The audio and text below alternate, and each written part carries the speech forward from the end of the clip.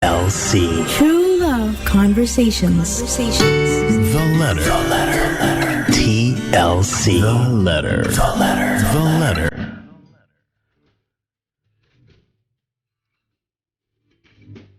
Sabi ng sulat ni Jean para kay John. Dear John, Tatay, The letter. you know how much I love you. That is even my problem right now. Sana nga nagalit na lang ako sa'yo nung iwan mo ko. Maybe everything would be easier. Pero hindi. And you know that. I can never be mad at you. Nagtatampo lang lagi na hindi mo wino-work out. Never kang nakinig. And up to now, ako pa din ang sinisisi mo kung bakit tayo nag-break. Hindi na ako naghahabol pa kasi mukhang masaya ka na. John, hindi ka naniniwalang I'm pregnant right now, pero it's true. Sometimes I wish this is just a nightmare, pero no. Because blessing ito.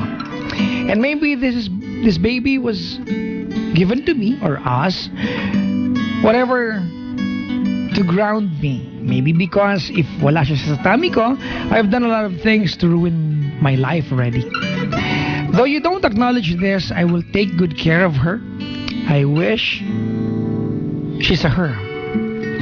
I still wish you well in your life, and I do still love you, but I will move on. Nothing stays forever, and nothing stays broken forever. I know that the day will come that I will be okay and I will be happy again. Me and my baby will be happy together. And if ever you'd want to be a part of her life, I will share her. Maybe not yet. Maybe not yet. Maybe not now.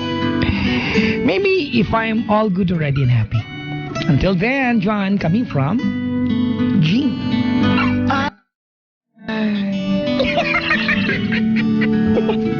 Mga lalaki talagang tumatakbo. Ang dami nyo. Sana mahabol kayo. Diba? Meron pong kaakibat, diba? Oh, may kaakibat po na resulta ang anumang gagawin mo. Whether nag-enjoy ka o nakapanakit ka, meron niyang resulta after.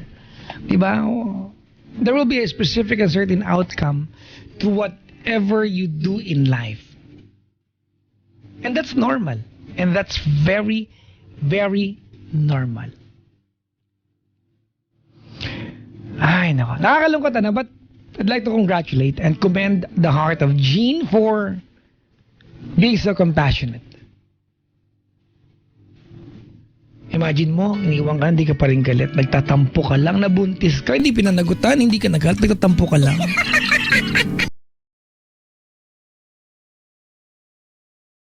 Estado ng emosyon mo. Ayoko na may sabihin pa ako at sabihin sa'yo na, ay, bakit yan lang?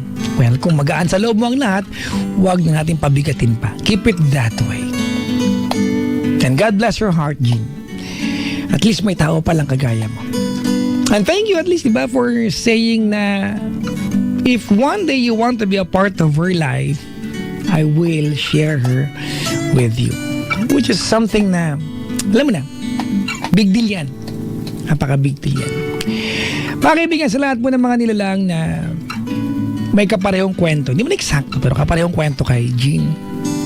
Hindi ko alam kung sinugot ni Jean yung kabaitan, yung passion niya. But, magaan sa buhay, pag magaan ang damdamin at di kita tanim ng sama ng loob. Mahirap gawin, pero hindi imposible. Sa mga lalaki tumatakbo, mga gonggong kayo. Sabi nga ni Idol, di ba? Tol, bago umaksyon, tol. Prediksyon. Isip ko lang. Alright, mga kaibigan, I'm playing something coming from a great big world ng awiting Say Something. For what it's worth, I hope you like this one, Jean. Time check.